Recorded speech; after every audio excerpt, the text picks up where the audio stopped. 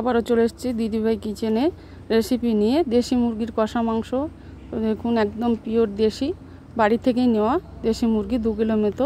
তো গরম জল করা হয়ে গেছে, এখন এখানে কলা পাতাও বিছিয়ে দেওয়া হচ্ছে।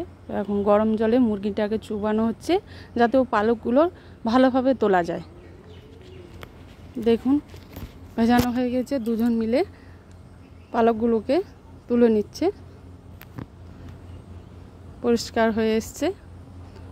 আরও ভালোভাবে এটাকে পরিষ্কার করার জন্য দেখবে একটা তার জালি দিয়ে এটাকে ঘষে তুলে নিচ্ছে, পালকগুলো যাতে আরও ভালোভাবে উঠে যায়। কারণ হয়ে গেছে এটাকে আরও পালক যাতে না থাকে তার জন্য এটাকে আগুনের মধ্যে শেখা হচ্ছে যাতে চুলগুলো পুড়ে নষ্ট হয়ে যায়।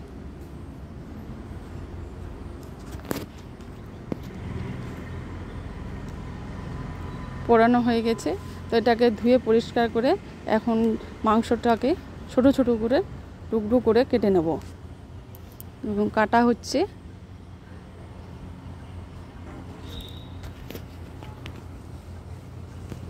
কাটা হয়ে গেছে, তো এখন মাংসটা আমি এখন হলুদ এবং সরষের তেল দিয়ে ম্যারিনেট করে কিছুক্ষণ এটাকে ঢাকনা দিয়ে রেখে দেবো। ভালোভাবে এটাকে এখন মাখিয়ে নিচ্ছি। মাখানো হয়ে গেছে, এখন আমি কড়াই বসিয়ে দিয়েছি, তেলও দিয়ে দিচ্ছি। তো তার আগে আমি সব কেটে রেখেছিলাম, দেখুন আলু কেটে রেখেছি, হলুদ, লঙ্কা, দারচিনি, এলাচ, আদা বাটা, পেঁয়াজ কুচি, রসুন, তেজপাতা মাংস রান্নার জন্য নিয়ে নিয়েছি।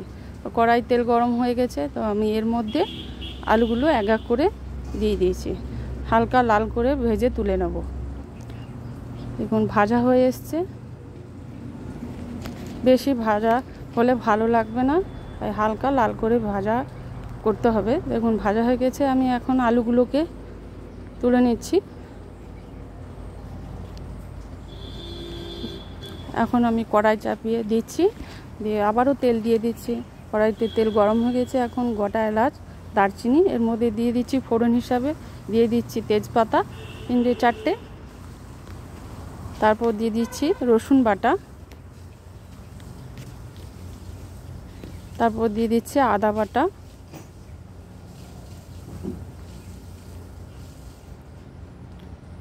এই মশলাটাকে ভালো করে একটু কষে নিয়ে তারপর দিয়ে দিচ্ছি পেঁয়াজ কুচি।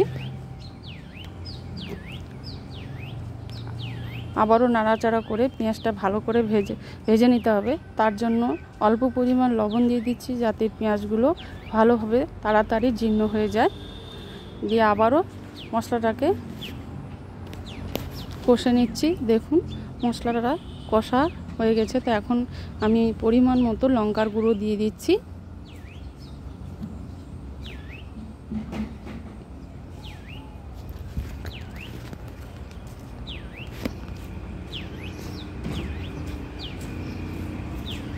দিয়ে আবারও মশলাটাকে কষা হয়ে গেছে, তো ম্যারিনেট করা মাংসটাকে আমি এখন ঢাকনা তুলে নিচে দিয়ে এর মধ্যে দিয়ে দেবো। হলুদ দিইনি, কিন্তু আগে থেকে আমার হলুদ মাংসের মধ্যে মাখানো ছিল তাই দিইনি। তো এখন আমি মশলা সব দিয়ে দিলাম,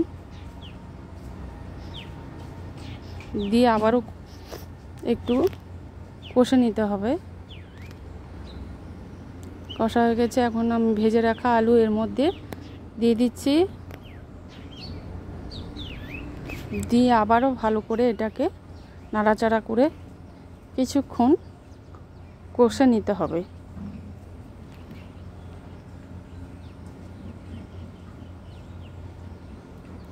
কষা হয়ে এসছে, তো আমি এখন আবারও লবণ পরিমাণ মতো দিচ্ছি। দেখুন মাংসটা আমার কষা হয়ে এসছে, মাংস থেকে তেলও ছেড়ে দিয়েছে।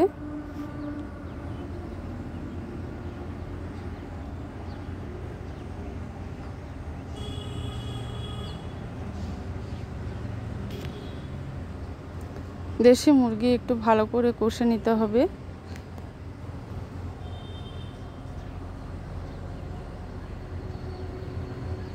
যেহেতু আমি কষা করব তার জন্য বেশি জল দেবো না, অল্প পরিমাণ জল দেবো। অল্প পরিমাণ জল দিচ্ছি, দিয়ে আবারও একটু নেড়ে নিচ্ছি, দিয়ে আবারও একটু পরিমাণ মতো জল দিলাম, দিয়ে এটাকে ফুটিয়ে নেব। ফোটানো হয়ে এসছে, কালারটাও সুন্দর। এখন আমি এটাকে নামিয়ে নিচ্ছি। দেশি মুরগি একটু শক্ত হয়, তার জন্য আমি কি করলাম, তো কড়াই সিদ্ধ না করে একটা প্রেসার কুকার নিয়েছি। প্রেসার কুকারের মধ্যে পুরো মাংসটার মধ্যে দিয়ে 7-8টা সিটি দিয়ে নামিয়ে নেব।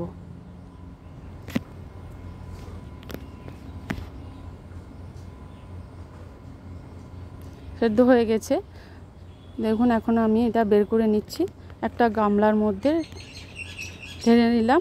তো আমার মাংসটা এখন সম্পূর্ণ রেডি। আপনারা চাইলে এইভাবে বাড়িতে বানাতে পারেন। আমার এই রান্নাটি বা চ্যানেলটি যদি ভালো লেগে থাকে তো আপনারা চ্যানেলটিকে সাবস্ক্রাইব করবেন, লাইক করবেন, ফলো করবেন। কিন্তু সাবস্ক্রাইব খুবই কম হচ্ছে, আপনারা